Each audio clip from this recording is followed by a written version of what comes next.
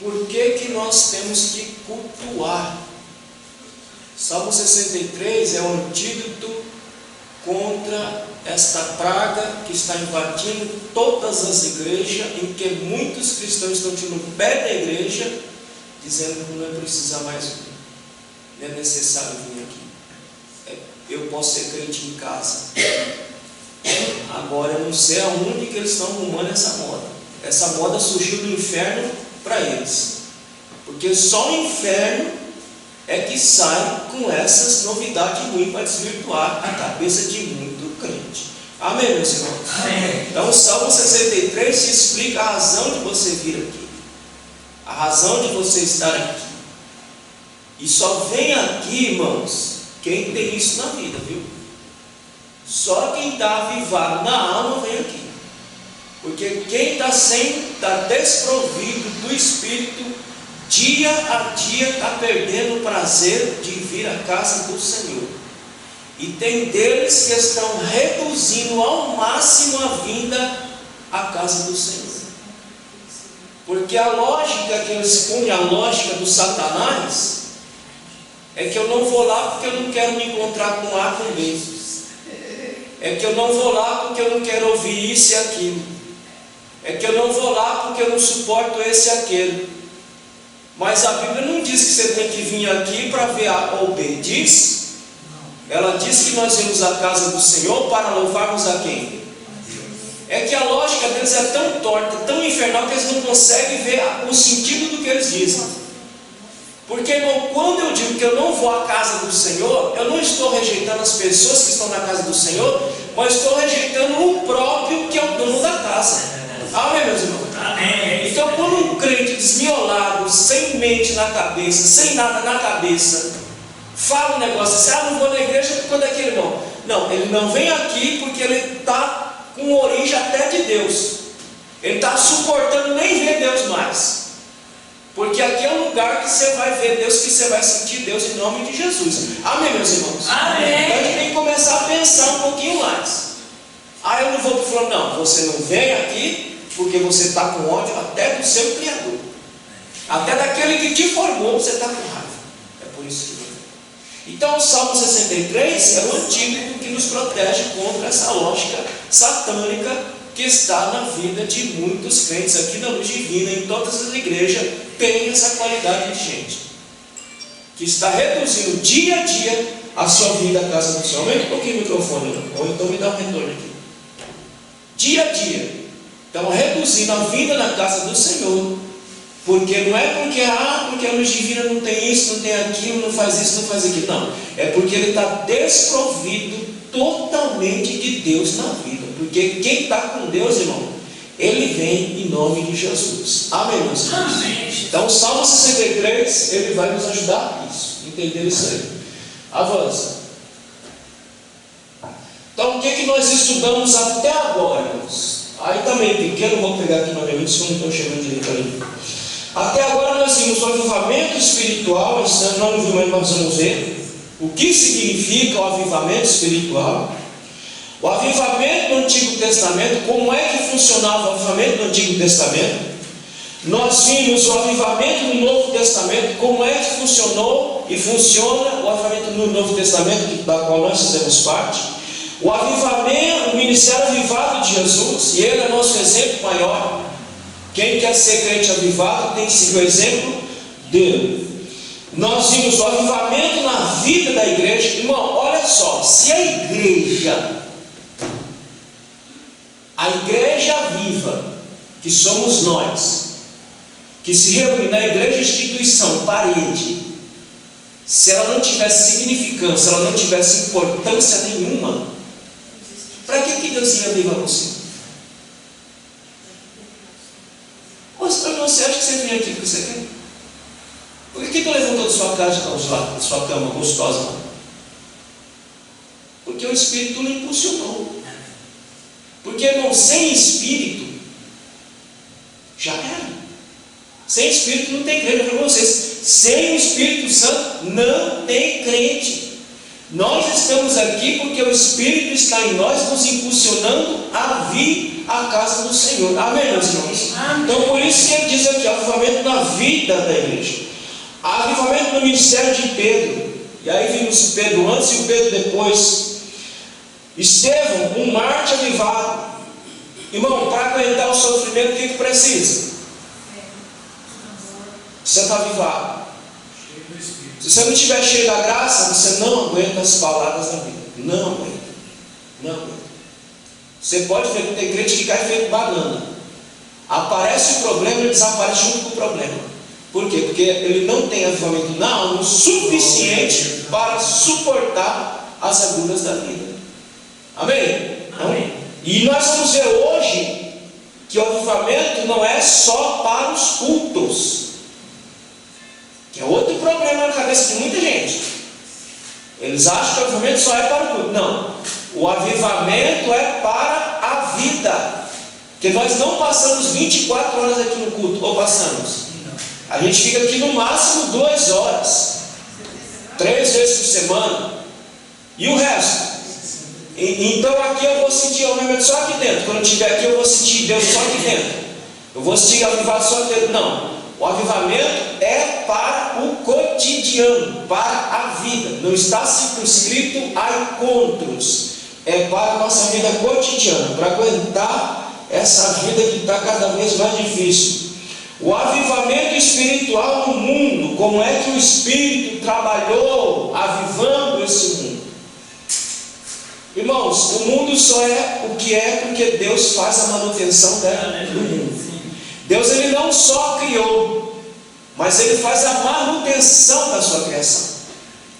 Porque se Deus fosse seguir a teologia inglesa, que surge do século XVIII, XIX, por aí, de que Deus criou o mundo e feito um relojoeiro, deu a corda e largou, e só vai intervir no mundo quando a corda do relógio acabar. Não, irmão, se fosse desse jeito, o mundo já teria minguado faz tempo. Deus não só criou, como ele faz a manutenção da sua criação pelo seu Espírito, dando avivamento no mundo. Vimos domingo passado o avivamento pentecostal no Brasil. Como que esse avivamento chegou aqui no Brasil e só no brasileiro? Como é que se processou e como é que ele se alastrou por todo o país? E hoje nós vamos ver o avivamento na vida pessoal. Amém, meus irmãos? Amém. Avança. Textual está em Salmo 63, versículo 3 e 4. Alguém lê aí, por favor. Porque a tua benignidade é melhor do que a vida. Os meus lábios te louvarão. Assim eu te bendirei. Enquanto viver, em teu nome levantarei as minhas mãos. Não vou tecer muitos comentários, porque nós vamos falar desse texto de Salmo 63 à noite. Mas, irmãos, se você prestar atenção, ele diz: o teu amor é melhor do que a vida. o teu amor é melhor do que a minha vida, do que a vida, do que a vida pode me proporcionar. O teu amor ainda é melhor do que isso. Ainda que a vida não me proporcione tudo aquilo que eu quero, tudo aquilo que eu preciso, tudo aquilo que eu desejo, mas o teu amor é melhor do que tudo isso aí que a gente pode desfrutar. Amém, meus irmãos? Amém. E aí ele diz que os lábios, por que tem muita gente, irmão, que não tem mais exaltação na boca, que não tem mais alegria para louvar ao Senhor? Porque inverteu a lógica, colocaram o amor na vida como mais importante do que o amor de Deus, que é mais importante. Veja, irmão, que aquele que está colocando o amor na vida está descendo ladeira abaixo, não tem alegria mais na alma, não tem desejo mais na alma, não tem vontade mais na alma, não quer mais nem saber de nada com Deus, porque o amor na vida não proporciona o amor que Deus nos dá para ver que a vida diante do Senhor não é nada. Amém, meus irmãos? Então, por isso muita gente está perdendo a exaltação. Eu te bendirei enquanto eu viver, e em teu nome levantarei as minhas mãos. Avança. Verdade prática. A presença do Espírito Santo é uma realidade. Não só é uma realidade, está no texto, mas eu acrescentei. Não somente é uma realidade, como é uma necessidade. A presença do Espírito Santo não é só uma realidade. Ele existe, ele é. Mas ele é uma necessidade para a vida dos crentes todos os santos dias. Então, o Espírito Santo é real? Ele é real, mas ele não é só real. Ele é necessário na minha vida cotidiana. Eu preciso do Espírito Santo na minha vida cotidiana para eu aguentar a própria vida. Porque se nós não tivermos a vida, irmão, tem muita gente vivendo querendo morrer. Não é morrer para ir para a glória, é morrer porque não aguenta mais a vida. É morrer porque não aguenta mais os problemas. É morrer porque não consegue mais estar com a situação. Então é morrer nesse sentido, é morrer de escapar, é morrer de fugir. O crente que está com o Espírito na alma, ele tem até vontade de morrer, mas é para encontrar com o Senhor. Não é para escapar da vida e dos problemas que ela traz, mas é vontade de encontrar com o Senhor. Então o Espírito é uma necessidade para a tua vida diária. Esse avivamento não pode ficar circunscrito àquilo que eu falei, circunscrito aos cultos. Não é só aqui, irmãos. Não é só aqui que eu tenho que sentir a graça de Deus. Não é só aqui que eu tenho que orar em línguas. Não é só aqui que eu tenho que falar em línguas. Não é só aqui que eu tenho que sentir a alegria do Espírito. É no meu cotidiano da vida. É lá no dia a dia. Porque aqui você vai ficar aqui no máximo 2 horas hoje. Vai ficar aqui na igreja no máximo 4 horas hoje. Só.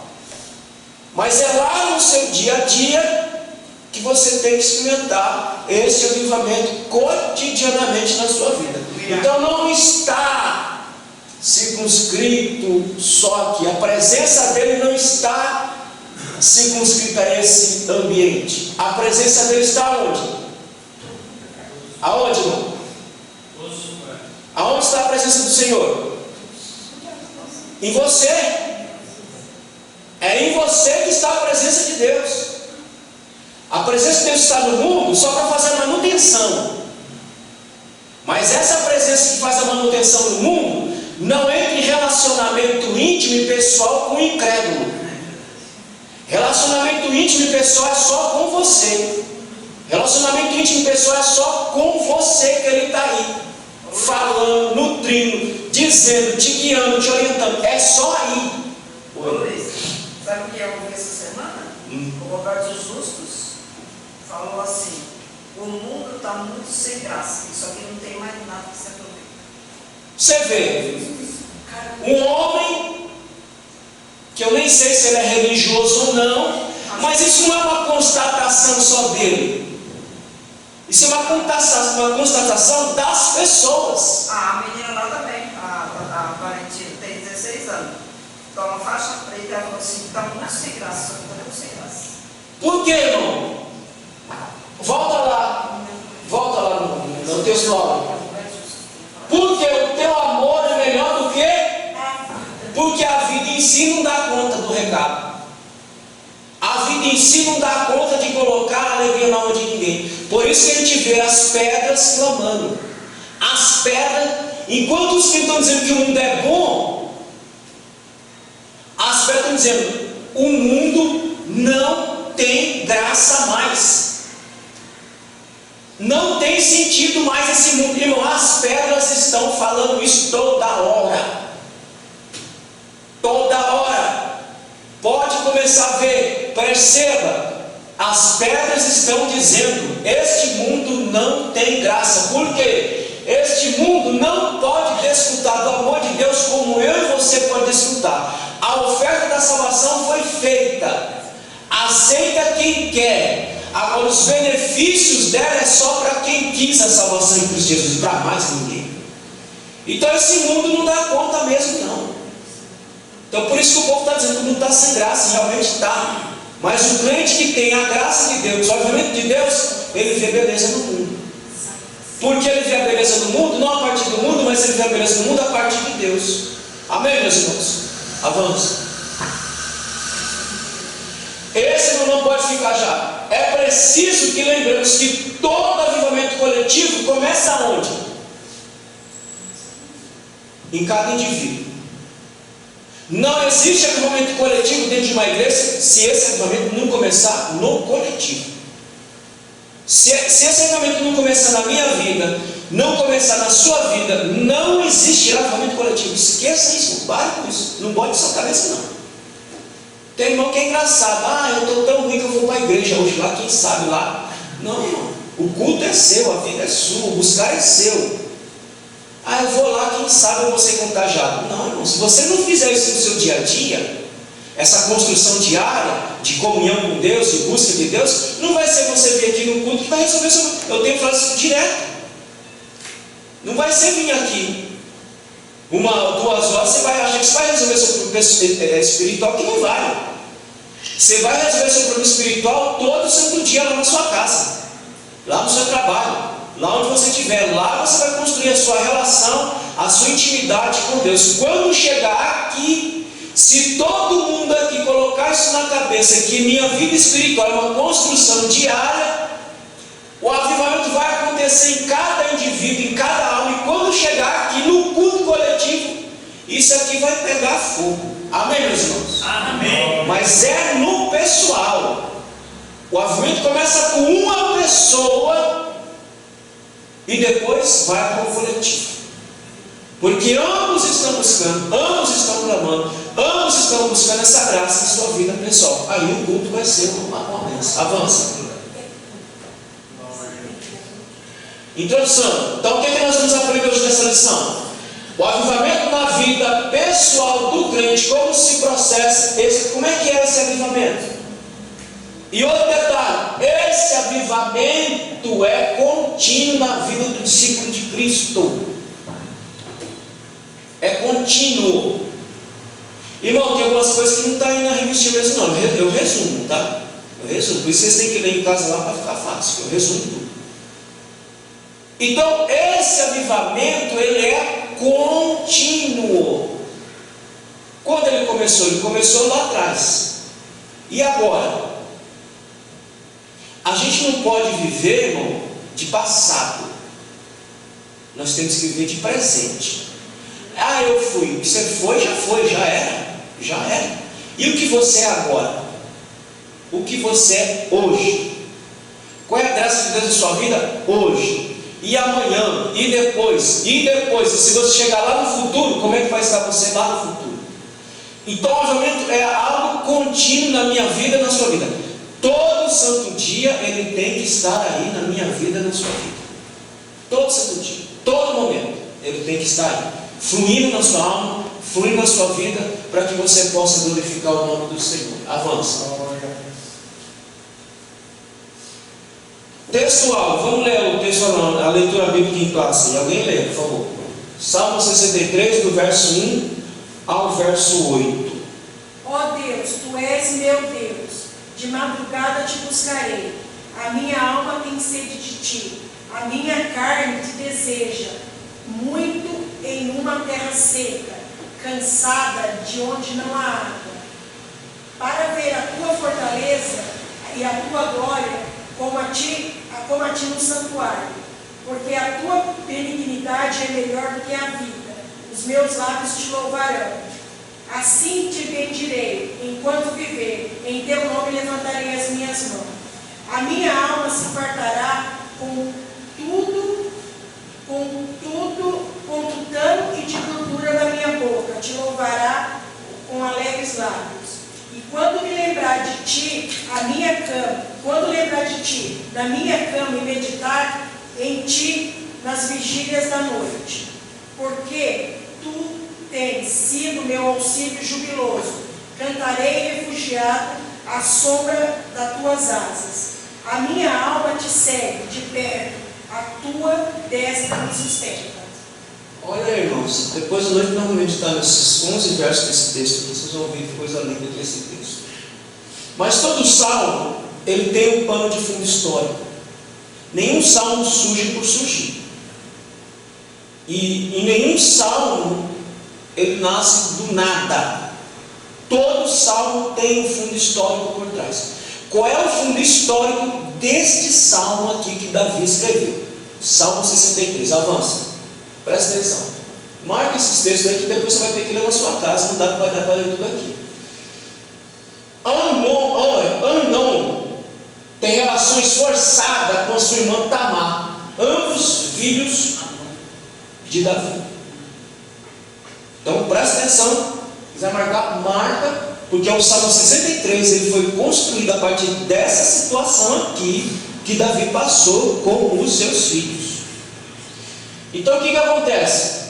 Amnon vai ter relação com a sua irmã, com a sua meia-irmã Tamar, e isso vai gerar problema. Absalão é tomado pelo ódio, né? Porque o próprio irmão tem relação com a irmã, e não foi uma relação consensual, foi um estrupo.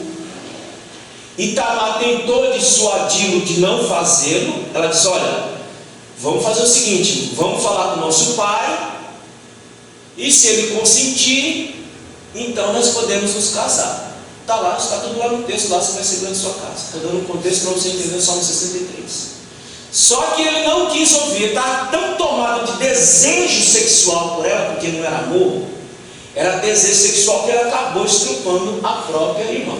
Irmão, tudo isso acontecendo com os filhos de Davi.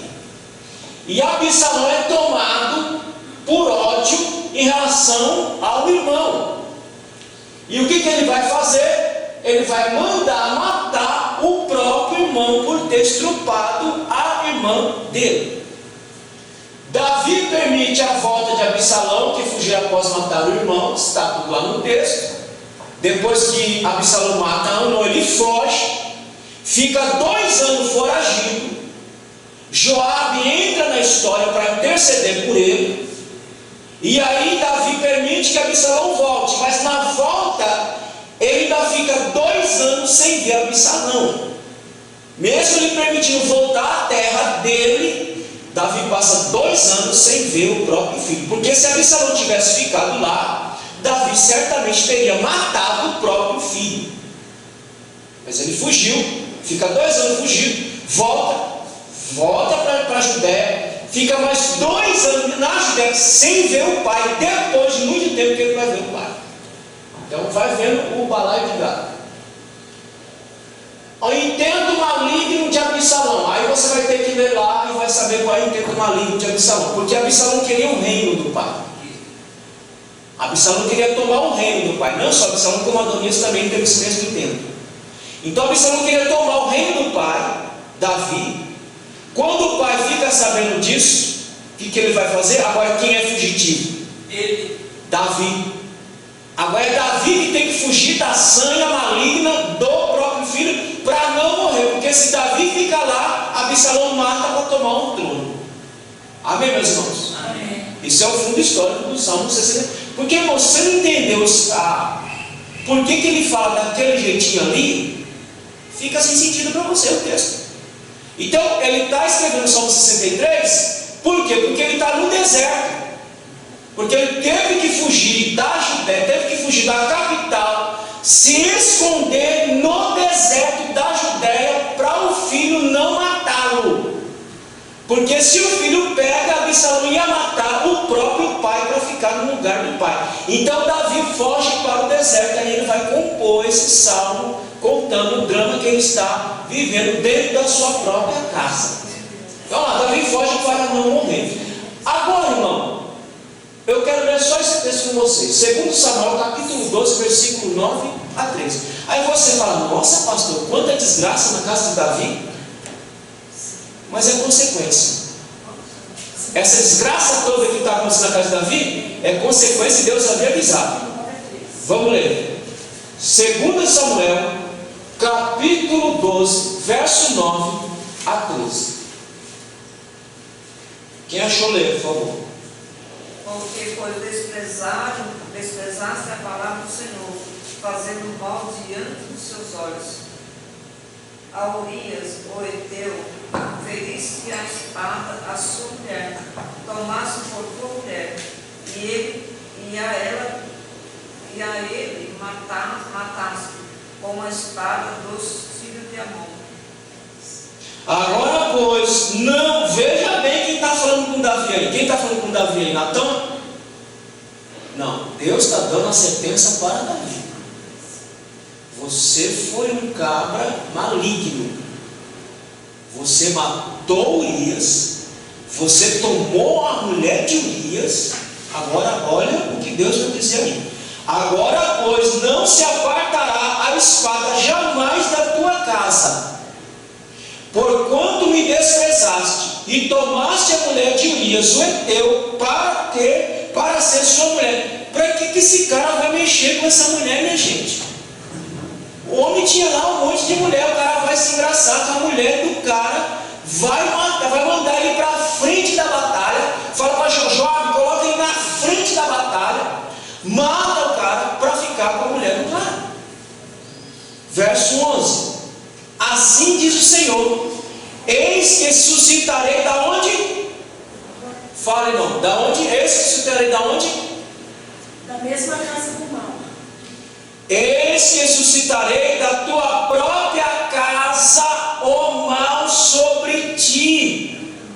Olha Absalão, olha Amnon, que morre pela mão de Absalão, que Absalão tem desejo de matar o próprio pai, e depois o próprio filho é morto, porque a sentença de Deus veio. A espada não vai sair da tua casa, e tomarei das tuas mulheres. O que Absalão fez, irmãos?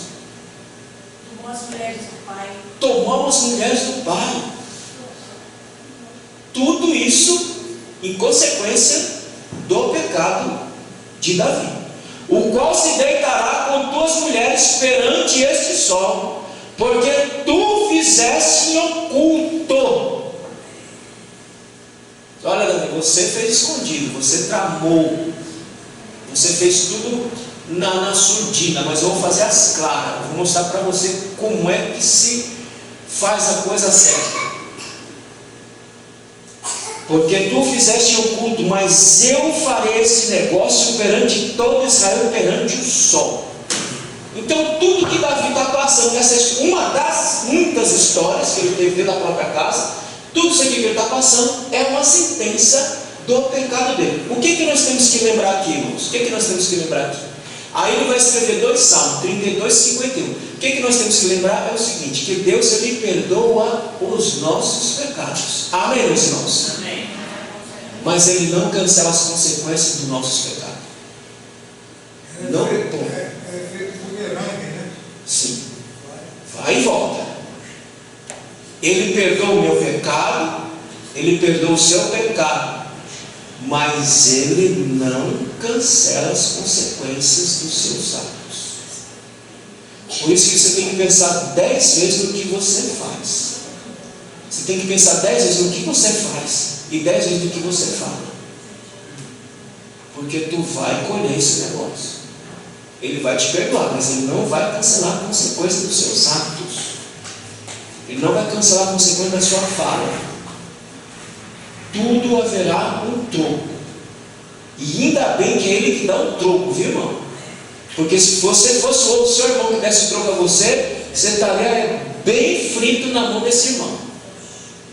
Mas ainda bem que o troco vem dele, porque Deus está na medida. Você não vê, Davi, olha, só porque você matou a espada, eu vou mandar sobre a sua casa espada, fogo, terremoto, vento, toda desgraça eu vou mandar para você. Não, O que Deus falou? Medida justa. Foi na espada? Então é na espada que tu vai comer. Ele dá na medida justa. Mas não se engane. Você pode aprontar, você pode fazer, você pode pintar os 7 junto com o diabo, junto de você. Mas a hora que o diabo sair de você, largar você sozinho, aí as consequências dessa pintura que você fez vai vir tudinho sobre a sua vida. E não vai adiantar orar, não. Ah, Senhor! Eu falei, não, meu filho, o que você quer mais? Eu já me perdoei. Você só está falando, não, é o que você fez agora. Para tu aprender a não fazer de novo. Porque se você não deixar isso acontecer, o que acontece? A gente vai lá e faz de novo. Irmão, Deus não cansa na consequência. Ainda tem crente de cabeça de barco que as via aprontando as mesmas coisas. Você imagina se ele cancelar essas consequências. Ele não cancelando, já tem crente que repete as mesmas coisas. Então pense nas suas atitudes, pense no que você faz, pense no que você fala, porque vai voltar para você esse negócio. Amém, meus irmãos? Amém. Avança. O avivamento na vida do salmista, uma busca sincera. Então os salmos de Davi são sempre dentro de uma história, já expliquei isso aqui. Todo salmo tem uma história. A história do Salmo 63 é essa. Davi está fugindo do filho para não morrer, e lá no deserto ele vai dizer toda a aflição, ele vai dizer: minha alma está como o deserto, seca, mas em ti eu exultarei, em ti eu me alegrarei. Ele vai falar, irmão, do santuário, ele vai falar da tenda da congregação, porque não tinha tenda, era a tenda de lona. Que ele vai dizer: eu queria estar lá no santuário, eu queria estar lá na tenda, eu não posso, porque se eu for lá meu filho me mata. Mas eu vou te louvar aqui no deserto, mesmo assim, não estando longe da tenda, eu vou louvar ao Senhor aqui no deserto. Mas meu desejo está na tenda da congregação. Então esse salmo é escrito nesse contexto, num contexto extremamente difícil para um pai ver um filho estuprar a própria filha, ver o outro filho matar o próprio irmão, e agora saber que o próprio filho quer matar o próprio pai para ficar no lugar do pai. Irmão, você acha que o seu problema é difícil? Você já se imaginou ver um trem desse na mão? Dentro da sua própria casa? Então o que você passa é café pequeno. Isso aconteceu de verdade, né, pastor? Não é só na ficção, não, né? Não, isso é fato real. Quem acha que isso é inventando a cabeça humana é um idiota. Isso aqui é fato real. Isso é história verídica. Eu falo idiota porque tem muito idiota que fala que a Bíblia foi escrita por homens. Tem que ser escrita por homem. Quem vai escrever? Um jumento? Um cachorro? Tem que ser escrita por um homem. Mas um homem inspirado por Deus. Então o que está aqui não é historinha, não, é real, é fato, aconteceu na casa de Davi. E quem não quiser experimentar a mesma dose, não repita a mesma coisa. Amém, meus irmãos? Amém. Porque se repetir, a espada entra na sua casa. Então ele vai buscar de forma sincera a presença de Deus para pedir o quê? Socorro a Deus. E é nos salmos que ele expressa seu agradecimento em relação à bênção de Deus. Ele está lá no deserto com o filho querendo matar, mas ele está lá dizendo: minha alma vai jubilar, minha alma vai exaltar, minha alma vai se regozijar no Senhor. Mesmo estando numa situação difícil, minha alma se alegra no Senhor. Amém, meus irmãos? Amém. Nós, por muito menos, entristecendo nossa alma, e quando vemos para o culto, não conseguimos nos alegrar no Senhor, por muito menos. E Davi está lá no deserto. Irmão, você sabe o que Davi está fazendo no deserto? Enquanto ele está louvando o Senhor, ele está se curando. Ele está se curando do desgosto, da tristeza, da mágoa, da angústia de ver a desgraça dentro da casa dele, ele não poder fazer nada. Porque Davi não podia fazer nada. Davi não fez nada com o seu filho Amnon. Se ele tivesse agido com o seu filho, talvez não teria acontecido. Ele não fez nada. Ele soube do estrupo e não fez nada com seu filho. Quem que teve que tomar atitude? Absalão tomou a atitude errada. A atitude que o pai dele não tomou, ele tomou de forma errada. Mas agora ele está lá no deserto curando a própria alma para se livrar desse fardo pesado que é carregar esses lixos dentro da gente. Amém, meus irmãos? Então quando você vem aqui na igreja, você vem para se curar também. Quando você vem aqui na igreja, você vem para louvar, e quando você está louvando, você está curando sua alma. Enquanto você está orando, você está curando sua alma. E quando você está buscando o Senhor e as lágrimas descem, significa que você está curando a sua alma. Aquele fardo que eu falei na quinta-feira aqui, aquele fardo pesado está sendo tirado da sua vida e colocando um fardo leve, um fardo suave na sua vida, para você continuar a viver a sua vida dia a dia. Amém, meus irmãos? Então quando se vem numa igreja, quando se vem para cultuar o Senhor, a gente vem para louvar a Deus. Não interessa o tamanho do meu problema, não interessa o tamanho da minha dificuldade, eu tenho que vir aqui com essa mentalidade. Eu vou na tua casa hoje, porque eu quero me alegrar no Senhor hoje. E quando você faz isso, Deus vai cuidando, Deus vai tratando de você, Deus vai cuidando da sua alma, vai limpando sua alma para você encarar o seu problema. Sabe qual que é o nosso problema, irmãos? Quem pode me ajudar? Qual é o nosso problema? Se fazer de vítima. Também. Mas o nosso problema é que a gente vem para a igreja dizendo: Senhor, resolve o meu problema.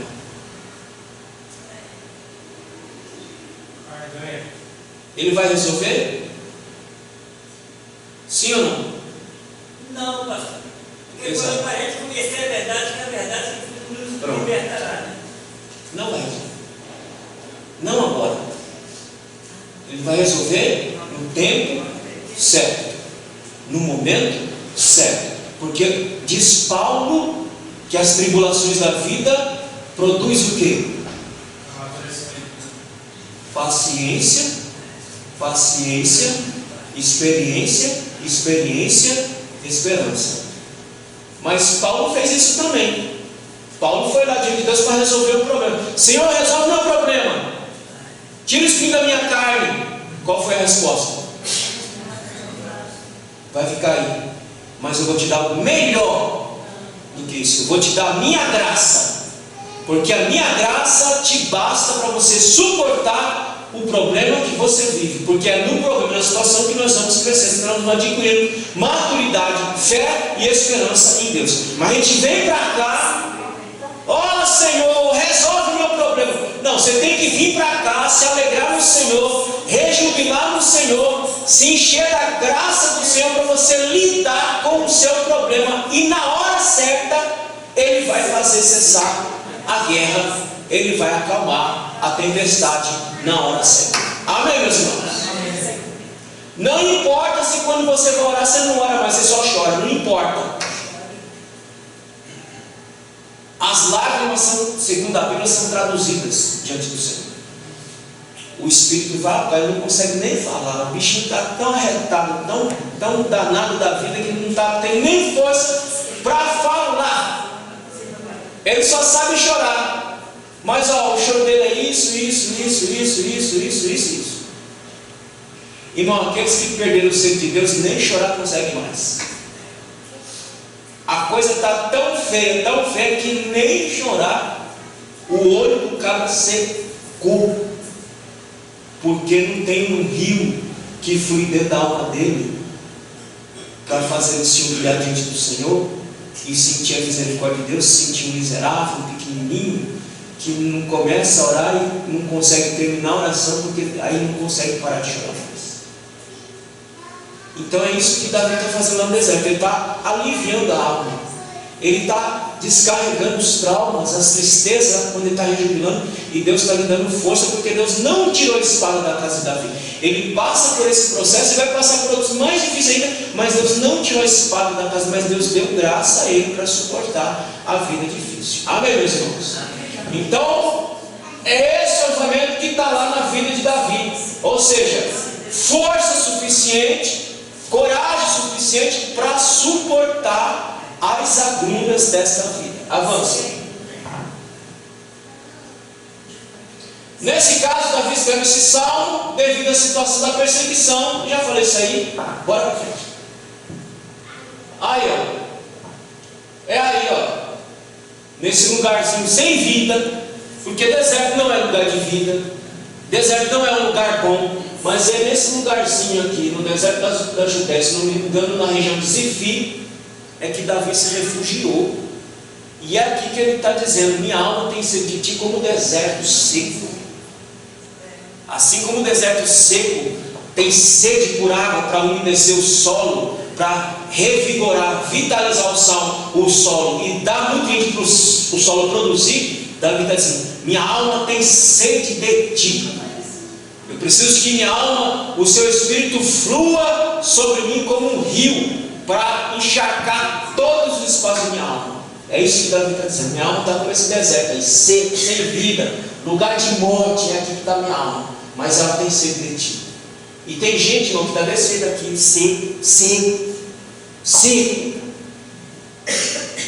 mas não tem sede. E se não buscar, permanece seco. Fica mais seco, até morrer, até virar uma múmia. Tem gente que está no deserto, mas não está tendo sede de Deus. Parece que ele se uniu todo aquele lugar, gostou daquele lugar e não sente sede de Deus. Porque, irmão, quem sente sede de Deus, o que ele faz? Vai buscar Deus. Vai clamar, vai ficar que nem aquele cego de Jericó, o Bartimeu. Senhor, filho de Davi, tem misericórdia desse necessitado, tem misericórdia de mim. E ele gritou. O texto diz que eram 2 cegos. Um vai dizer que é 2, um vai dizer que é um vai dar o nome, mas eram 2 os cegos. Se eu não me engano, é Marcos que dá o nome do Bartimeu. Porque Bartimeu estava com tanta sede de Deus, tanta sede do Cristo, que ele grita para Jesus ouvir mesmo: filho de Davi, tem misericórdia. E Cristo foi lá, teve misericórdia dele e saiu enxergando. Agora tem gente que está tão seca, que nem tem sede mais, de tão seca que está diante do Senhor. Aí, irmão, aí é um problema de ressuscitação espiritual. Essa alma precisa ser ressuscitada espiritualmente. Aquele que tem sede, ele está buscando avivamento porque ainda tem vida. Mas aquele que não tem vida mais, ele precisa ser ressuscitado espiritualmente. Amém, meus irmãos? Avança. É aqui que ele diz que tem: ó Deus, tu és o meu Deus.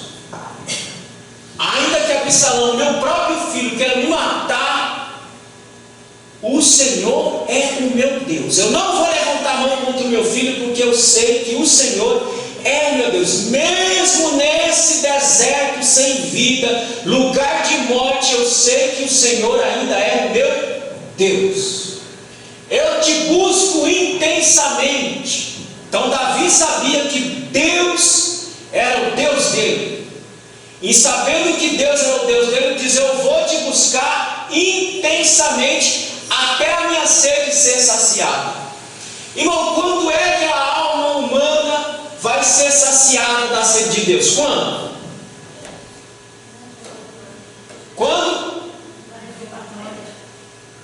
Quando buscar, né, pastor? Exatamente. A alma humana só vai ser farta de Deus quando formos arrebatados. Porque se ele saciar a minha sede agora, eu não tiver mais sede mais, eu não vou fazer isso aqui. Os irmãos estão me entendendo? Sim. Então não acho que não, vou buscar hoje, ele vai saciar. Ele vai saciar, mas você vai continuar com sede. Porque você precisa buscar intensamente. Ah, pastor, mas Jesus disse para aquela mulher que rios de água viva iriam fluir. Ele está falando da salvação em Cristo Jesus. Ela já está na tua alma. A vida da gente é continuidade do problema, sai um minuto. Sempre. Então o que o Cristo falou lá para a mulher, rios de água viva, está falando da salvação que ela já se instalou na sua alma. Agora essa sede que essa salvação já colocou aí, está na sua alma, essa sede insaciável, ela não vai ser saciada aqui.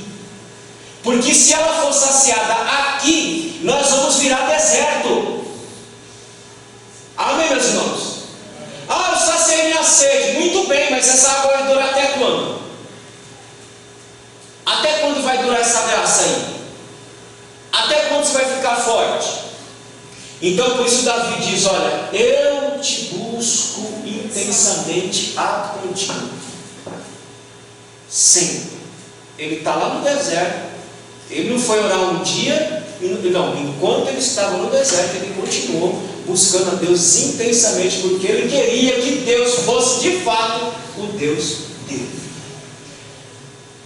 A minha alma tem sede de ti.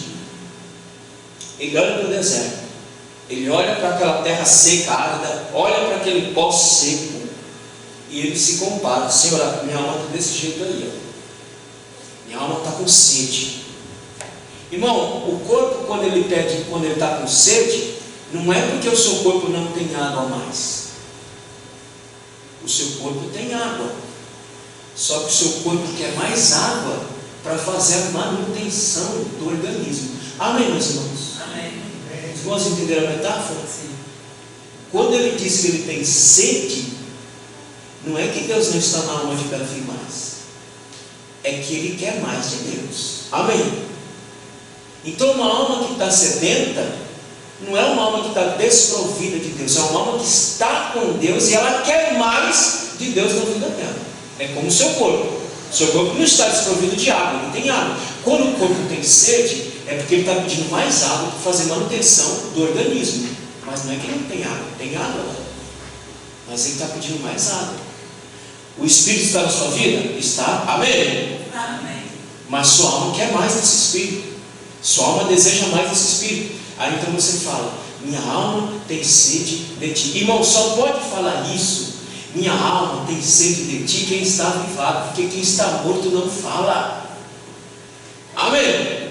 Amém. O morto espiritual não fala. Já viu morto falar? Até hoje eu não vi morto falar. Eu só vi morto falar quando? Aliás, eu nunca vi também, né? Mas o que a Bíblia me ensina, o morto só volta a falar quando? Quando ele volta à vida. Porque enquanto ele está morto, ele não fala. O morto espiritual não fala: minha alma tem sede, porque ele está morto. Ele precisa ser ressuscitado para ele falar: minha alma tem sede de ti. Porque enquanto ele estiver morto, a alma não vai falar. Mas a minha alma e a sua alma, que está viva e bem viva, ela diz: minha alma tem sede de ti, como Davi diz. Aqui ele está falando das dificuldades do deserto, mas ao mesmo tempo pede o avivamento de Deus pela situação difícil que estava passando com seu filho. A vida no deserto é uma vida difícil. A vida no deserto, irmão, se você não conhecer o deserto, tu morre lá. Se você for lá no Oriente Médio hoje, tem uns beduínos, eles vivem no deserto. Então como é que esse cara vive no deserto? Ele vive no deserto porque ele conhece o deserto com a palma da mão. Ele sabe onde tem as fontes de água, ele sabe onde tem a fonte de alimento, porque ele conhece o deserto. Aí vocês vão entender por que Moisés foi passar 40 anos apacentando ovelhinha. Porque ele precisava conhecer o deserto, porque ele sai com um bando de gente atrás dele para entrar no deserto. Se ele não conhece o deserto, como é que ele vai fazer com aquele povo? Então o deserto, se você não conhecer o local, você morre. Mas é um lugar de vida difícil. Então Davi diz: olha, a vida aqui é difícil, é dificultoso, tem muito problema, tem muito risco de morte aqui. Mas aqui eu vou buscar avivamento em Deus, porque não é o local que me dá as condições para buscar a Deus, porque aonde eu estiver eu posso buscar a Deus. Num leito de dor, eu posso não estar nem falando mais, nem abrir o olho, mas se minha mente estiver ativa ali no leito de dor, eu estou buscando o avivamento do Senhor para aguentar todo aquele processo em nome de Jesus, e pedindo a graça e misericórdia para que Ele faça alguma coisa. Então não é um lugar. Eu falei uma vez que o problema é sempre nós. essa conversa desses crentes fajuto. Só que crente fajuto fala isso, viu, irmão? Crente fajuto que já está morto, já morreu, já está para lá de Bagdá. Essa igreja não tem Deus, essa igreja não é uma igreja avivada. Ele é o primeiro a não estar avivado. Porque o avivamento pessoal não depende de A e de B, ou depende? O avivamento é individual. Se você não está sentindo Deus na sua vida, a culpa não é do seu irmão, a culpa não é da igreja, a culpa não é do ministério, a culpa é sua. Porque a busca é pessoal. É engraçado que ninguém fala quando vai ser salvo, não, o meu irmão vai me ajudar. Não, ninguém fala isso. A salvação é individual. A salvação é individual e a vida espiritual também é individual. A vida espiritual não depende de A e de B. A vida espiritual depende de você, e somente de você. Não depende de nenhum de nós aqui. O avivamento espiritual depende somente do indivíduo. Não depende da igreja, não depende do ministério, não depende de nada que eu faça, que eu falo, depende de nada, depende só de você. Amém, meus irmãos? Amém. Então, se você não sente avivamento dentro da sua igreja, que você congrega, é porque você não está avivado.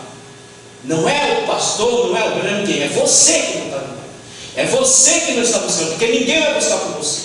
Ninguém vai colocar a boca no pão por você. Ninguém vai se humilhar por você. Como é que eu vou me humilhar por você, meu Deus do céu?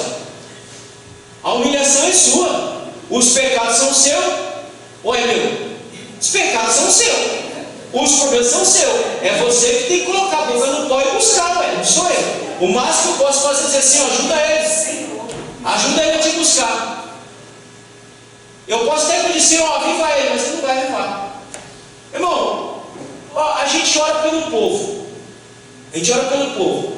Senhor, aviva o povo. Senhor, faz isso pelo povo.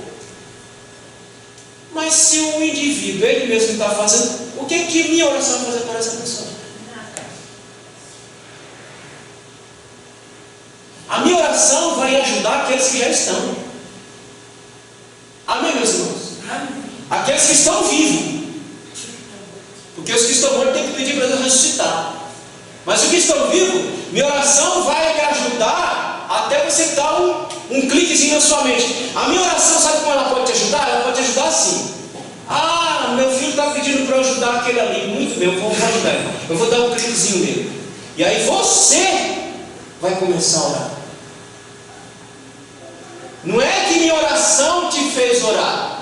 É que o meu pedido a Deus, pedindo misericórdia sobre você, Deus ouve e fala, vou dar um cliquezinho nele e ele vai começar a buscar.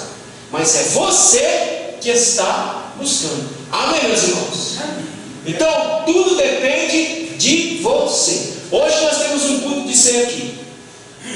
Esse culto de ceia pode ser um culto de bênção ou pode ser um culto de desgraça para você. Você que sabe.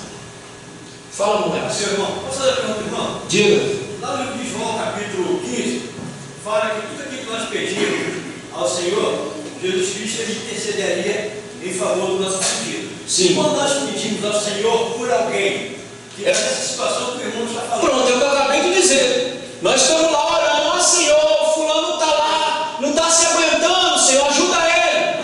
Deus vai ajudar. Como é que Deus vai ajudar? Deus vai dar um cliquezinho nele. Pum! Desperta, meu filho. Ele vai despertar e vai começar a buscar a Deus. É essa oração intercessória, irmão. Eu oro pelo meu irmão e Deus, por graça e misericórdia, vai lá e age na vida do meu irmão e põe ele para fazer o que ele tem que fazer. Amém? Respondido, irmãos? Amém? Eu vi num anel feio aquela chuva com um cara deitado, coberto, e respingaram água ali naquela coberta. E ao lado dele estava um cachorro, que estava sentindo um pouquinho de chuva também. Eu fiquei mais com dó do cachorro do que aquele ser humano da mulher. Mas aí caiu uma ficha, porque o cachorro não tem a mente, não sabe se defender. Aquele que está deitado, ele sabe se defender. Ele sabe se reagir. Por que chegou naquela situação?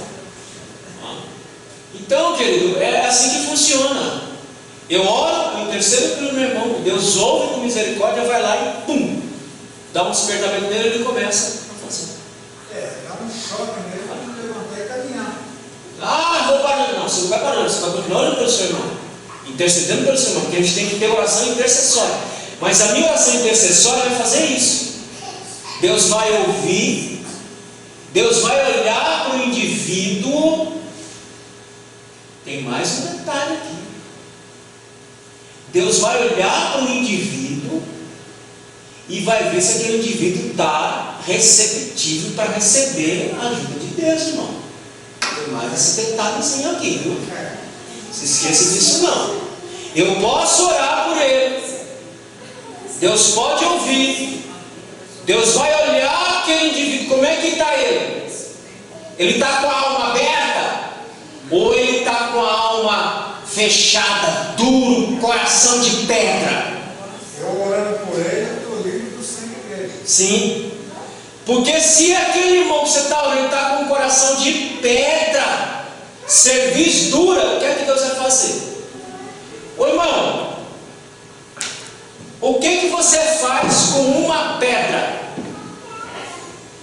Você tem que construir, certo? Você tem que fazer um alicerce na sua casa lá, uma fundação. E você abre o rasgo, aí você encontra com uma pedra. E aquela pedra não pode ficar ali, porque você tem que continuar para você fazer o alicerce direitinho. O que você faz com aquela pedra? Hã? Quem tiver um martelete, pega o martelete, bota lá, como é que chama o nome do negócio lá? O ponteiro, põe no ponteiro, racha a pedra, faz ela em 10 pedaços, tira ela do caminho para poder continuar. Ou então você pega uma marreta e tora a marreta em cima para quebrar ela em 10 pedaços para poder deixar no lugar. Preciso explicar para você a metáfora? Se uma alma que você está orando, intercedendo, ela for de serviço dura, não ouve ninguém, não ouve irmão, não ouve pai, não ouve tio, não ouve ninguém, nem a Deus, boa notícia para você: você vai ser arrebentado, feito uma pedra em 10 pedaços. Aí você vai ficar receptível a ouvir a voz de Deus, e a oração lá do seu irmão vai fazer Deus ajudar você. Amém, meus irmãos? Então nunca deixe-se virar uma alma embrutecida, alma dura, alma de pedra, porque com alma de pedra é na base da paulada mesmo. E eu já conheci muita alma de pedra, Deus tratar com alma de pedra, irmão. Eu vou citar só um caso de uma irmã lá da Brasil para Cristo, do filho dela, menino criado no Evangelho, crente, desviou, se envolveu com tráfico, com roubo, com droga, com a desgraça toda. E o pai e a mãe orando. O pai e a mãe orando, falou: meu filho, Senhor, meu filho. E o miserável nada de querer vir para Jesus. E o pai e a mãe orando: não, Senhor, meu filho, Senhor, meu filho. Um dia ele saiu com um carro, se arrebentou todinho, foi parar na UTI, ficou lá no segundo. É o filho, acho que o filho da irmã Graça, esqueci o nome dele. Eu nem sei, era um branquinho, acho que o nome dele era Sérgio, não lembro. Era um magrinho alto. Ziel, coisa assim, era um magrinho alto. Ficou lá no hospital. O Ziel está vivo, né? Acho que é outro, eu esqueci o nome. Ele morreu. Então, eu sei que, como está o relato aqui, morreu todo mundo do carro, só ficou ele ali. Ele ficou uma semana. Uma semana que Deus, o importante, uma semana que Deus trabalhou e salvou o coração de pedra. É assim que Deus faz. E o outro. Ele morreu, pastor? Foi para a glória. O outro era. Salvo. O outro era tão mal cheiroso que ninguém queria ficar perto dele na igreja. A mãe dele precisava implorar, ele ia ali e ficava ali fedendo ali. Deus salvou, foi para o Japão, se tornou pastor, voltou. Conhece, né? Então, meus irmãos, o coração de pedra é assim que Deus trata. Não vire coração de pedra, porque senão a marreta de Deus vai descer sobre você e vai te quebrar em 10 pedaços. O que aconteceu com Arinho foi que ele foi quebrado. E eu conheço corações de pedra que Deus quebrou e continuou vivo. Mas é outra pessoa, é outro crente. Então, é assim que Deus trabalha. Eu posso orar, mas se aquela alma que eu estou orando não tiver receptiva, ela for coração de pedra, Deus vai trabalhar com ela, aí Ele vai ouvir minha oração. Pronto, agora Ele vai servir a Deus também como você. Amém, meus irmãos? Avança. Avança. Aí. Contemplando e bendizendo ao Senhor. Davi estava com sede de Deus. Que ele diz: quero contemplar-te no santuário. Irmão, olha aqui. Ele está no deserto. Lá no deserto. E ele diz: eu quero te contemplar no santuário. Eu quero te contemplar na tenda. Eu quero ver a tua presença. Porque ele estava longe da arca, que simbolizava a presença de Deus. Mas lá no deserto, irmão, ele disse: minha vontade agora era estar na tenda da congregação, mas eu não posso. Mas eu aqui nesse deserto, eu vou contemplar o Senhor na tenda da congregação e avistar o teu poder, a tua glória. Quando ele diz avistar o teu poder, a tua glória, ele está dizendo da arca da congregação. Ao Salmo 2, pastor, para ver a tua fortaleza e na tua glória como te vi no santuário. Pronto.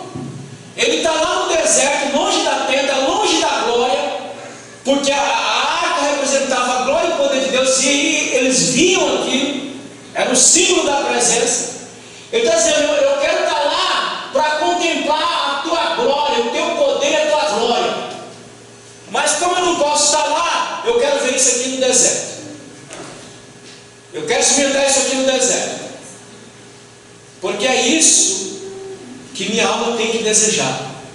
Estar no santuário de Deus para contemplar a glória e o poder de Deus. Não tem uma arca da aliança aqui, não tem nada, mas tem a presença do Espírito Santo que me faz ver a glória e o poder de Deus na minha vida. Amém, meus irmãos? É por isso que ele diz: eu quero contemplar a tua glória, eu quero contemplar o seu santuário, ver o teu poder e ver a tua glória. Então, Davi, na sua extrema adversidade, enfrentado no deserto, diz como se de fato estivesse no santuário. Irmão, ele está lá no deserto, mas ele está tão envolvido naquela oração, naquele desejo, que é como se ele estivesse na própria tenda da congregação. Mas ele está no deserto, porque a adoração ela acontece em espírito e em verdade.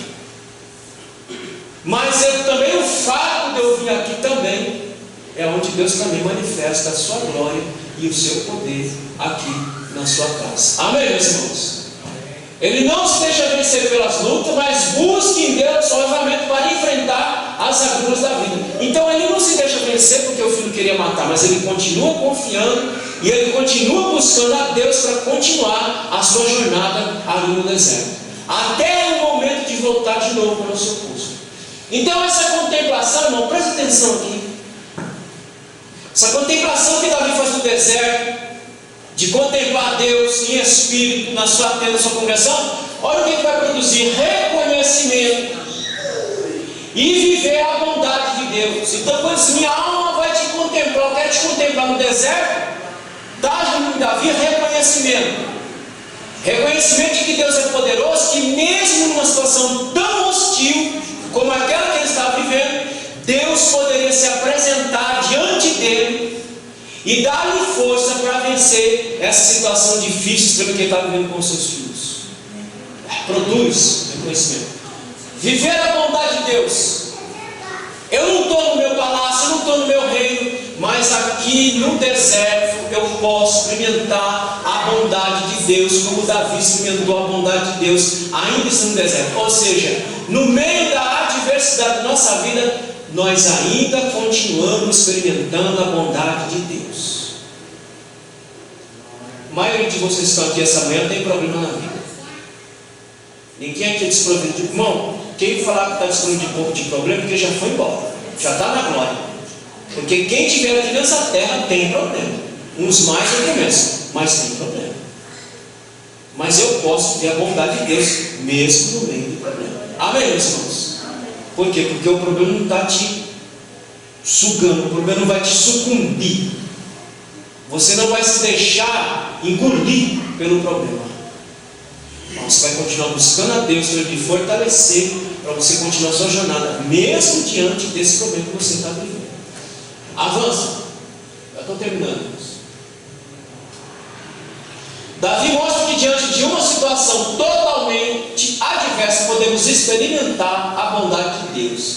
É ali no deserto, em uma situação totalmente adversa, que Deus está. É aqui, irmãos. É aí nas situações mais difíceis, mais agudas, que nós temos que experimentar Deus.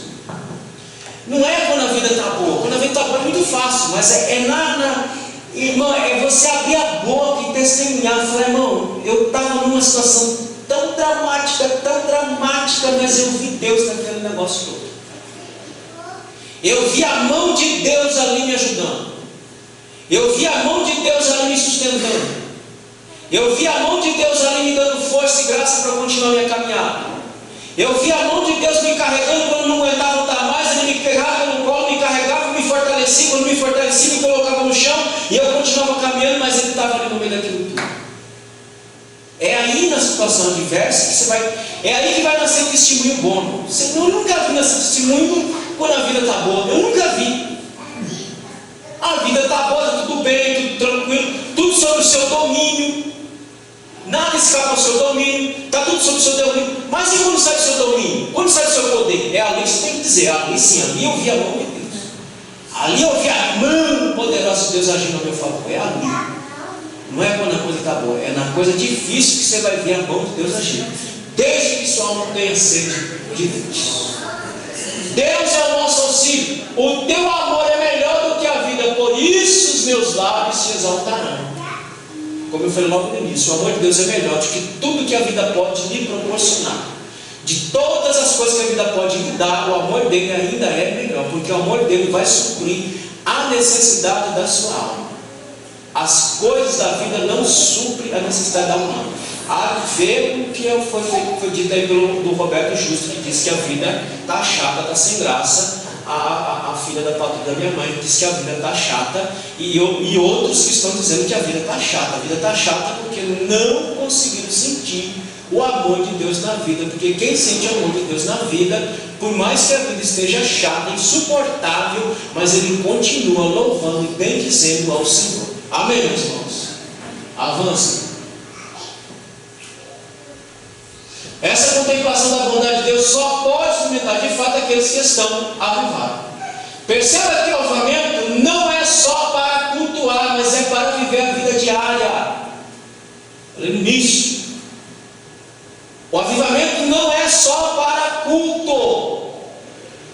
O avivamento é principalmente para a vida diária, porque o trabalho de vocês é lá fora. É lá fora que vocês vão encontrar gente para evangelizar. É lá fora que vocês vão encontrar gente para orar. É lá fora que vocês vão encontrar gente para dar uma palavra. É lá fora que vocês vão encontrar gente para ajudar. Então o avivamento é para a vida. Aqui o culto é para você abastecer sua alma, para encher sua alma desse poder. E lá fora, para viver. Em nome de Jesus. Então o avivamento não é para culto somente. O avivamento é para viver a vida diária, todo santo dia. Eu estava assistindo um programa ontem, me preparando para essa aula. O irmão diz a mesma coisa. Ele diz o seguinte: que o problema de muitos crentes, o irmão da Assembleia de Deus lá de Pernambuco, eu me preparo utilizando o material deles também. E ele dizia: o problema de muitos crentes é que muitos crentes acham que avivamento é só para culto. Só na hora que ele vem aqui no culto para cantar, para se alegrar no Senhor, para Deus manifestar os dons. Irmão, quem falou para você que os dons do Espírito é para ser manifestação dentro da igreja? Para a vida cotidiana. O dom do Espírito é para ser manifestado lá na rua. Lá na rua. Você encontra lá com um danado lá que está lá só o pó da rabiola, e lá o Espírito lhe revela a vida do cara inteira, e você começa a falar para o cidadão, ele te pergunta: mas irmão, você conversou com minha mãe? Minha mãe me conhece? Alguém me conhece? Porque o senhor falou coisas aí que só eu sei, nem minha mãe nem meu pai sabem. Porque é a manifestação do dom do Espírito revelando a vida daquela pessoa para você conversar com ela. Então o avivamento é para a vida diária, para a vida do cotidiano, em nome de Jesus. Amém, meus irmãos? Não é só para aqui dentro de culto, não, é lá fora também. Porque é lá fora que nós vamos trabalhar. Veja Davi está no deserto, lugar de morte, e ele está experimentando vida em Deus, contando com o auxílio de Deus. Ele está no lugar de morte, experimentando vida. Você pode estar até no lugar de morte, mas você pode experimentar a vida em Deus. Avança. A fonte de todo esse momento vem da palavra de Deus. Veja o que ele diz: quando me deito, lembro de ti, penso em ti durante as vigílias da noite. Como é que ele vai fazer tudo isso? Se a Bíblia não for a fonte. Porque o que vai gerar o avivamento da minha vida é a palavra, é a leitura, é o meditar. Por isso que ele diz: olha, deito-me e me lembro. Como é que ele vai lembrar de uma coisa que ele não teve vivência? Irmão, como é que tu vai lembrar de algum versículo da Bíblia? Eu gostaria que alguns crentes me dessem a fórmula mágica. Crentes que vivem uma vida inteirinha sem leitura. Não, onde que esse cara está se alimentando, meu Deus? Tem crente que nunca leu a Bíblia toda uma vez na vida.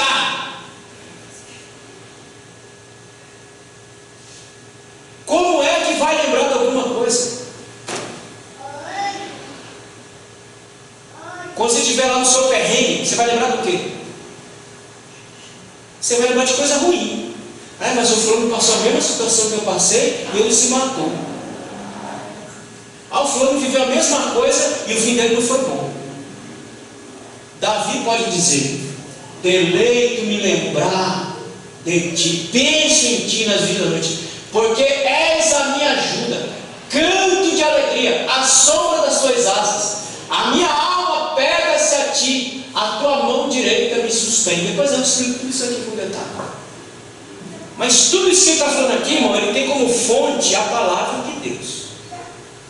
Irmão, você pode perceber, crente que não lê Bíblia, que não estuda a Bíblia, que não gosta de ler, um crente xoxo, um crente sem graça, um crente sem assunto, é um crente que dali não vai ficar perto. Quem não tem assunto? Qual assunto de um crente que não tem Bíblia? Vai falar do rio que encheu, do homem que morreu, dos preços que está alto, do Lula que é presidente, da guerra. Irmão, crente de Deus que tem Bíblia, ele vai falar da palavra. Irmão, quando dois crentes se encontram, vai falar da vida cotidiana, mas vai falar da palavra de Deus também. Olha, irmão, antes de você chegar aqui, rapaz, eu estava aqui numa meditação tão profunda, irmão, e aí pronto, aí se os dois estiverem na vida, aí vai longe. Aí a conversa vai longe. Mas se não tem Bíblia, não tem nada, como é que faz isso aí? Estava ouvindo essa semana Paulo Júnior, acompanhamento dele faz anos. Ele falou que a igreja brasileira, 70% do da hoje ela está hoje. Aí o senhor veio com essa palavra hoje, é difícil. Irmão, Paulo Júnior, quem aqui já escutou alguma mensagem de Paulo Júnior? Aquele irmão é da igreja Calvário alguma coisa. Ele na pregação é mais pentecostal do que eu, mas ele é reformado. Mas ele pregando ele é mais pentecostal. Os irmãos acham que eu sou duro? Irmão, vai ouvir uma mensagem de Paulo Júnior. O que ele falou é um fato. Uma boa parte da igreja está em estado de putrefação. E a outra parte que está viva está procurando meter mais vida dentro para não entrar em estado de putrefação. Amém, meus irmãos? Os que estão avivados estão buscando se avivar mais para não entrar no mesmo processo. Agora precisa de Bíblia. Sem Bíblia não dá. Irmão, vocês imaginaram eu vim aqui ficar falando 1 hora na cabeça de vocês sem Bíblia? Irmão, vamos ser sinceros? Eu vou ser sincero por vocês, tá bom? Você não precisa dizer nada, mas eu vou ser sincero por vocês. Irmão, é horrível, é insuportável ouvir uma pessoa que não fala a Bíblia. A gente fica, vocês ficam sentados aí por educação, porque vocês são educados, porque a vontade é sair embora. O crente, ele quer ouvir Bíblia. Tem uma menininha na internet, que eu esqueci o nome dela, faz um sucesso danado. Vitória. Aquilo ali, irmão, aquilo ali não sabe nem o que é Bíblia, meu Deus. Nunca viu Bíblia na vida dela. É só frase de efeito. Pregação não é pregação com frase de efeito. Pregação é pregação da palavra de Deus e só da palavra de Deus. Irmão, eu tenho vontade de sair correndo.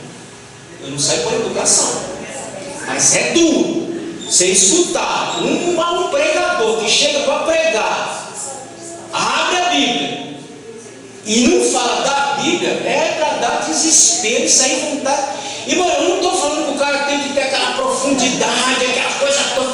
Não, eu só estou dizendo que ele tem que abrir a Bíblia e falar só da Bíblia. Só isso. Dentro das condições que ele tem, das capacitações que ele tem, das limitações que ele tem, mas ele fica só na Bíblia. Só na Bíblia. Ele não vai ficar falando de vida, de não vai ficar falando de não, ele vai falar só da Bíblia, só da Bíblia. É isso que a igreja quer, só a Bíblia. A igreja não quer saber como eu estou hoje. Vocês estão interessados como eu estou hoje? Vocês estão interessados em saber o que tem a Bíblia hoje para vocês. A Bíblia, somente a Bíblia. Amém, meus irmãos? Então, leia a Bíblia, para você fazer como Davi. Senhor, à medida que eu penso, quando eu estou deitado, à medida que eu penso, minha alma vai se alegrando, e eu vou jubilando, eu vou glorificando o seu santo nome. Amém, meus irmãos? Essa contemplação pela palavra vai produzir tudo isso em Davi. Vai produzir o quê? O senso de ajuda, canto de alegria, sombra das suas asas e sustento. E a alma dele vai estar apegada em Deus. Esse é o avivamento produtor de vida dentro de nós e não de morte. É esse avivamento que tem que estar aí, produzindo vida. Tem avivamento que produz morte. Eu estou falando de avivamento falso, é claro, né? Mas que produz morte. Hoje está com aquele fogo todo, amanhã está morto. Isso não é avivamento, isso é enganação. Porque o avivamento real ele vai produzir vida em você. Irmão, mas eu pastor, não, você vai ter tristeza, você vai ter angústia, você vai ter dor. Só que você vai superar todas elas pelo poder do Espírito Santo. Amém, meus irmãos? Amém. É Ele que nos dá a força para superar todas essas coisas da vida. Todas as dificuldades da vida é superada pelo poder do Espírito Santo em nós. Avança. Estou terminando. O avivamento espiritual do crente, reservando uma agenda de piedade, para que possamos ver a experiência como Davi. O que nós precisamos? Prática de oração, leitura da palavra de Deus. É preciso que tenhamos proximidade com Deus. Como é que eu vou conseguir isso? Pela prática da oração, pela leitura da palavra de Deus. Vou me aproximar, vou fazer como Davi, vou me apegar a Deus, pela oração e pela leitura da Bíblia. Sem isso não existe avivamento. Irmão, esquece. Sem oração, sem Bíblia, não tem avivamento. Avança. Prática da oração. Irmão, vocês sabem que tem que orar. Sim ou não? E muito. Não é pouco não. E não é só quando vem aqui não. É lá na casa de vocês lá. Lá tem que ser o altar da oração, tem que ser a casa de vocês. Casa de vocês tem que se chamar a casa de oração. Filho de vocês tem que saber que o pai e a mãe oram, que o pai e a mãe buscam a Deus, que o pai e a mãe lê a Bíblia, que o pai e a mãe vivem uma vida com Deus. Amém? Então, Davi orava, somos melhor que eles? Nós não somos melhor que eles, nós somos iguaizinho a eles, exceto Cristo, que nunca pecou. Mas nós somos iguais. Precisamos orar, precisamos falar com Deus, precisamos clamar a misericórdia do Senhor. Ontem eu estava orando ontem e dizendo: meu Deus, são 31 anos. Se não é só dar sua misericórdia, eu acho que eu tinha me esbagaçado. 31 anos. E não é fácil.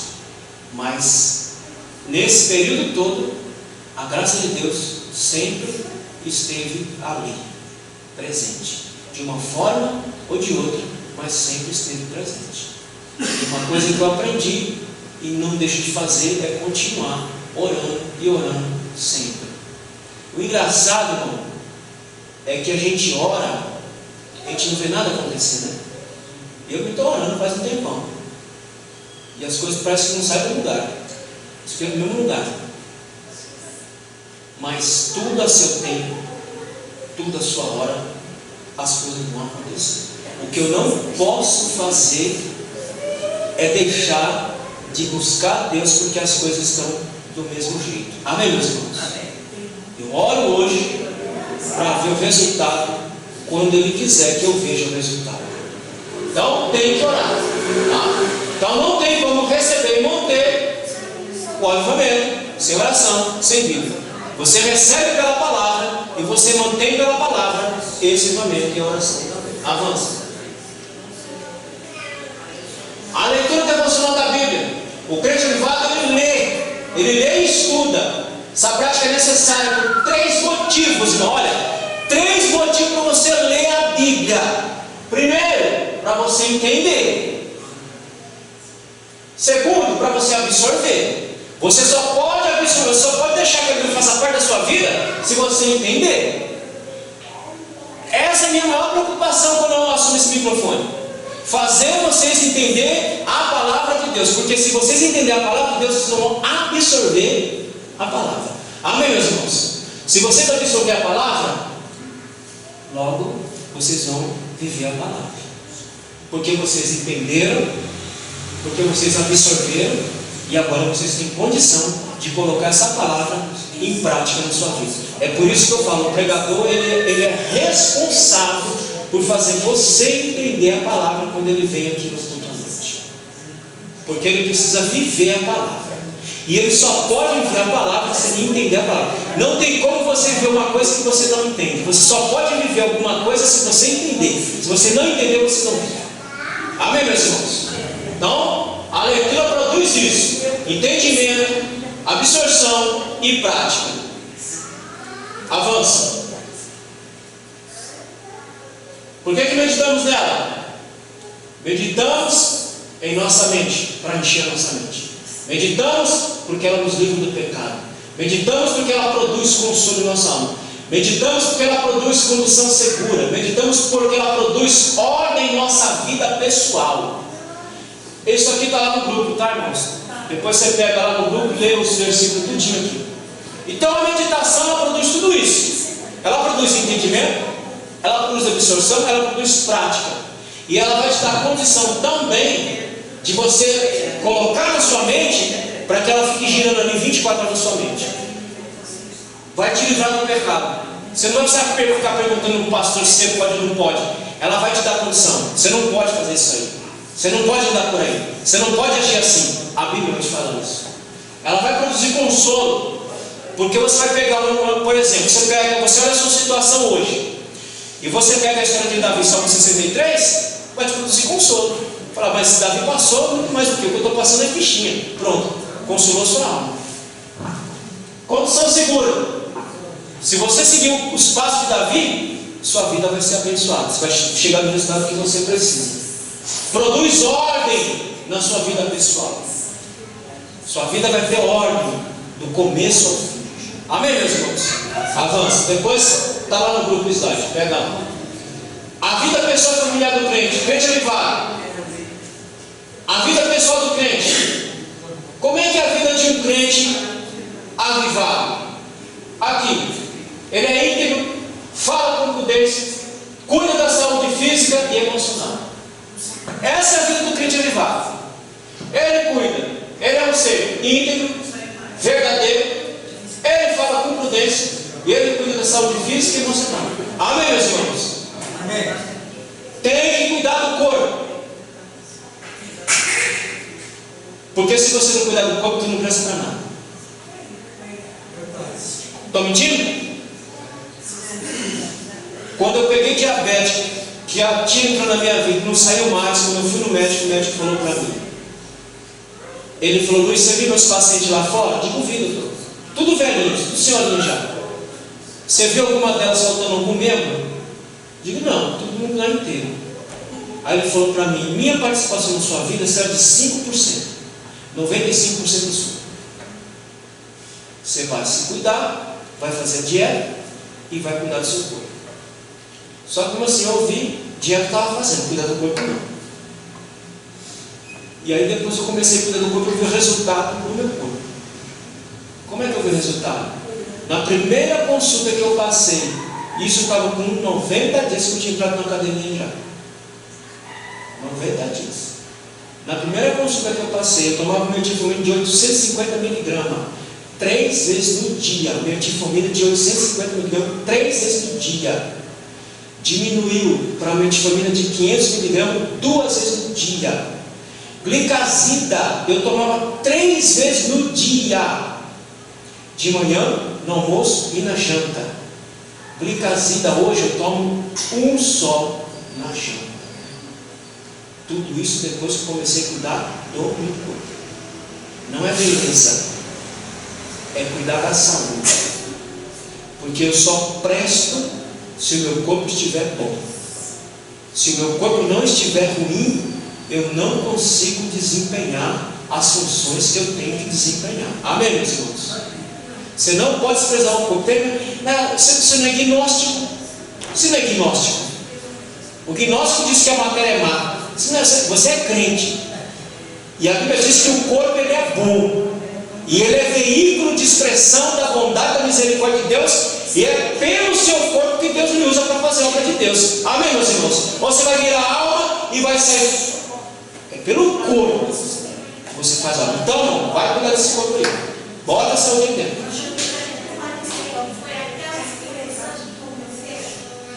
Olha, Raquel, pode ter sido, porque minha necessidade é grande. Eu acredito assim, que se Deus além das coisas espirituais, ele convence a gente a fazer o melhor da nossa vida. Sim. Até no sentido que é material. Sim, sim. Porque a luta nós vamos ver. Davi fala até da carne dele. Nós vamos ver a luta. Então o corpo é importante, ele é a expressão da bondade de Deus na sua vida. E é por ele que você faz a obra de Deus. Amém, meus irmãos? Um corpo doente não consegue fazer muita coisa. Tem limitação para fazer as coisas. Mas se o corpo estiver sadio, pronto, aí a coisa vai longe. Se o seu emocional estiver bom, a coisa vai longe. Por que você não dá um tiro na sua cabeça? Porque você tem um espírito. Tem crente que está se matando, meus irmãos. Você não vê aí o surto de pastores se matando, aí teve poucos dias, pastor se matando, tomando veneno, crente se matando, porque está com as emoções arrebentadas. Você não tem o direito de tirar a sua própria vida, só Deus. Mas irmão, presta atenção aqui. Você tem que cuidar das suas emoções, porque o crente emocional desequilibrado, ele não consegue servir também. Eu já escutei, pastor, pessoas falar que não é pecado tirar a própria vida. Fica com a Bíblia. Fica com a Bíblia. Só quem pode tirar uma vida humana é Deus e mais ninguém. Fica com a Bíblia. Mas que o pecado, só para afirmar que o Espírito Santo não tem perdão. Mas se tirar a própria vida, tem perdão. Fica com a Bíblia. Só Deus pode tirar a vida humana e mais ninguém. Mas querido, volte aqui. Se você não tiver com as suas emoções bem trabalhadas, bem resolvidas, você também não consegue servir a Deus. Não consegue. Se você não estiver fortalecido emocionalmente, você não consegue. Quem é que te dá essas condições? O Espírito Santo vai dar condições para você trabalhar somente. Irmão, você tem dinheiro para pagar um psicólogo? Se tiver, vá. Você tem dinheiro para pagar um psiquiatra? Se tiver, vai. Se não tiver, No SUS celestial tem lá à disposição 24 horas. A medicina celestial tem um psicólogo que está lá e um psiquiatra. Lá no céu nós temos um psiquiatra e um psicólogo que nos atende 24 horas de graça. Porque quando a sua emoção está muito carregada, e quando você começa a orar, você não dá conta de falar, mas você começa a chorar, é porque o Espírito está vindo ali de tratar aquela emoção ali. E quando você diz, eu não consigo ter paz, tranquilidade, eu preciso de remédio, eu não consigo dormir, quando você vai lá na oração, dobra o seu joelho, fala com Deus, fala com o Pai, você alivia a sua alma das suas tensões emocionais, e Ele vem te dar um Rivotril celestial, e você se acalma para tocar a vida em nome de Jesus. Amém, meus irmãos? Amém. Então, se não tem grana para partir desses meios, a solução melhor é essa. E eficaz. E o remédio não vicia, não. Porque o poder de Deus, o Espírito de Deus, ele faz é limpar o nosso corpo. Você quer ver uma coisa, irmão? Os povos arrumam pelo em ovo. Tudo eles arrumam pelo em ovo. Para arrumar um debate. Mateus capítulo 3, versículo 11. Diz que lá, o Espírito Santo vos batizará com o Espírito Santo e com fogo. Aí ficam debatendo. Esse fogo aqui não é para crente, é fogo de juízo. É para os pecadores. Mas, irmão, eu vou dizer para você uma coisa. Se ele diz que ele batizará com o Espírito Santo e com fogo, fogo para aquele que precisa ter sua vida limpa e purificada diante do Senhor, e fogo para aquele que precisa do poder de Deus, e acabou o debate. Amém, meus irmãos? Quando você vai discutindo Mateus 3,11, se é fogo de juízo, meu irmão, fogo para purificar pecado e fogo para fortalecer a alma humana, e acabou o debate.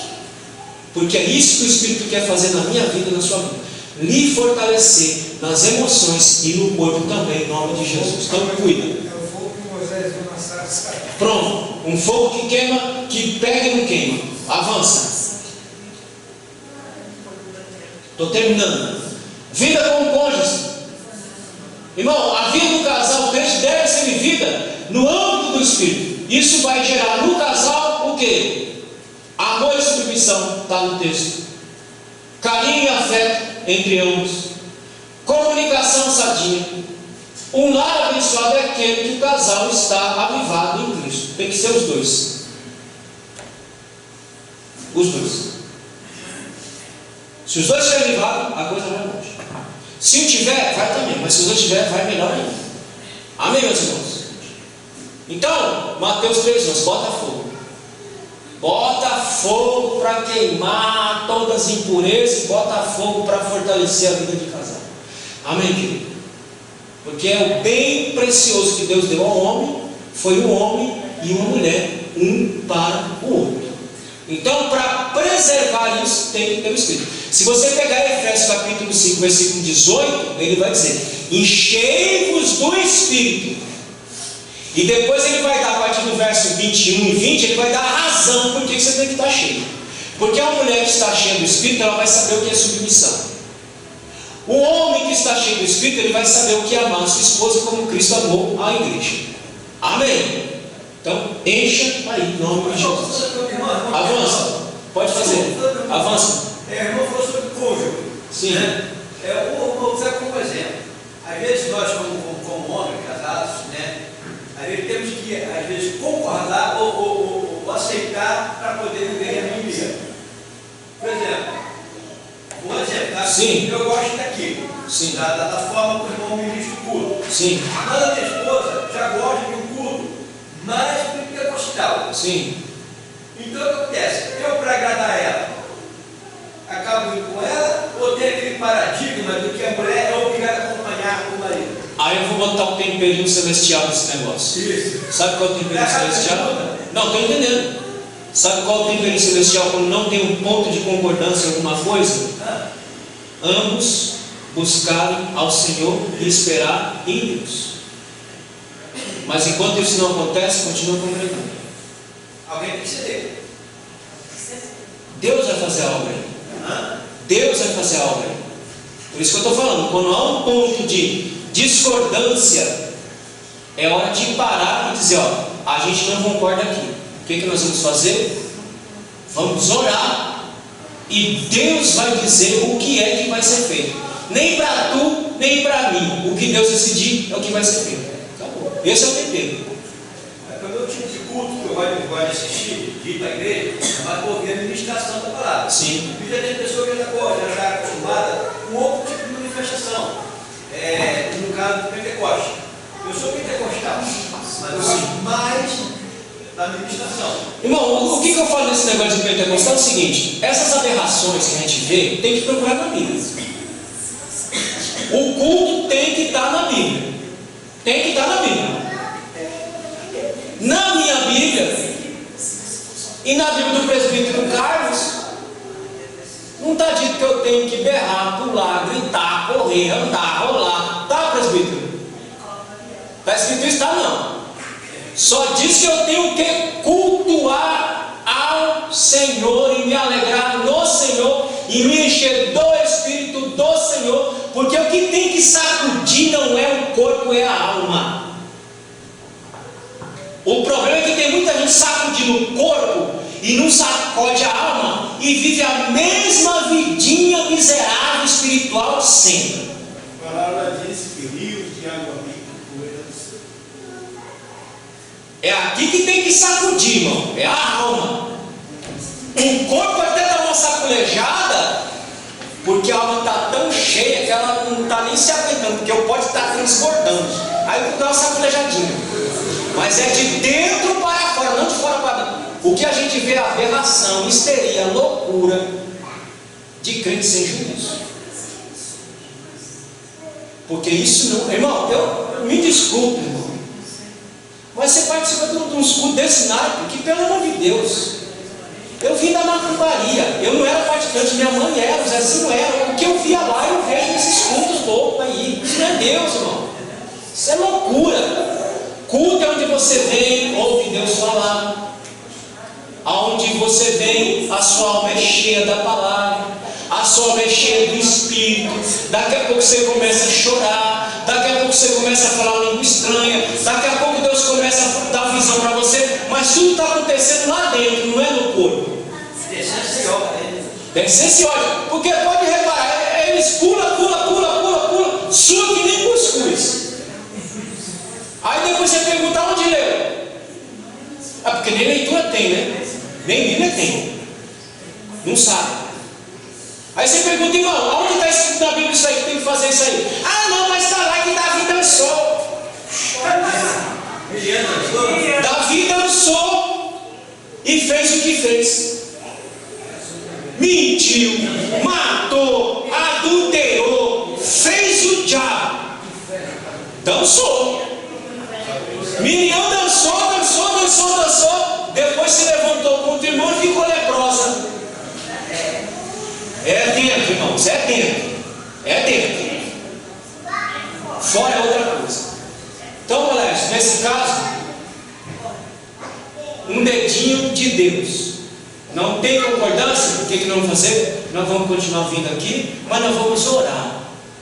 Nem para tu, nem para mim. O que ele decidir é o que vai ser feito. Casal crente, casal vivado, é assim que está. Assim. Não é que eu estou vivenciando isso. Não, eu estou entendendo. É ver, por exemplo, né? Sim. A marido acompanha a mulher, né? E sempre a Bíblia sim. Relata que a mulher tem esse submissão. Mas às vezes, para poder manter uma boa relação, né? Às vezes acaba a mulher cedendo. Pois é. Esse é o erro de muita gente. É o erro de muita gente. Cede aqui, cede amanhã, cede aqui. Vai viver cedendo sempre. Não é assim. Vida de casal não é assim. Vida de casal é: eu não concordo com alguma coisa, olha aqui, meu bem, vamos parar por aqui, vamos colocar em Deus, nem para tu, nem para mim, que Deus decidiu o que nós vamos fazer e acabou. É assim que funciona. Amém, meus irmãos? Respondi, irmãos. Então a vida de casal é isso aqui: haverá afeto, cuidado na vida espiritual. Aí é todos os filhos aqui, né? Então, em relação aos filhos, afeto real. Afeto real que eu falo que é afeto do pai para o filho, afeto real é se preocupar com a vida espiritual do filho. Não é só falar, meu filho, eu te amo, oh, meu filho, eu te quero bem, ou não, é se preocupar com a vida espiritual do filho. Filho, ó, vamos aqui, o pai vai ensinar para você que isso aqui, você tem que fazer isso aqui, porque se você não fizer isso aqui, tu vai para o inferno. Se você não fizer isso aqui, você não vai ter uma vida boa, sua vida vai ser ruim. É nesse sentido. Cuidado com a vida espiritual deles. Haverá culto doméstico, vida cristã com os filhos, disciplina. Então tudo isso haverá se for um avivamento real na vida de vocês. Avança, acho que aí acabou. Então os afetos do avivamento na vida pessoal. Quais são os afetos desse avivamento? Uma das marcas é a alegria. Crente avivado é crente alegre, é crente realizado, é crente feliz. Amém, meus irmãos? A alegria do Senhor é o quê? Pronto, nossa força. Fortalecimento para a vida. Não tem morte. Crente avivado não tem medo da morte. Amém, meus irmãos? Amém. E nem fica assustado quando fala dela. Por quê? Porque ele está avivado, ele sabe para onde ele vai. Produz santidade de vida. Então, irmãos, tudo isso são os efeitos da vida de um crente avivado. Alegria, fortalecimento, não ter medo da morte e ter uma vida de santidade diante do Senhor. Avance aqui nós encerramos. Pronto.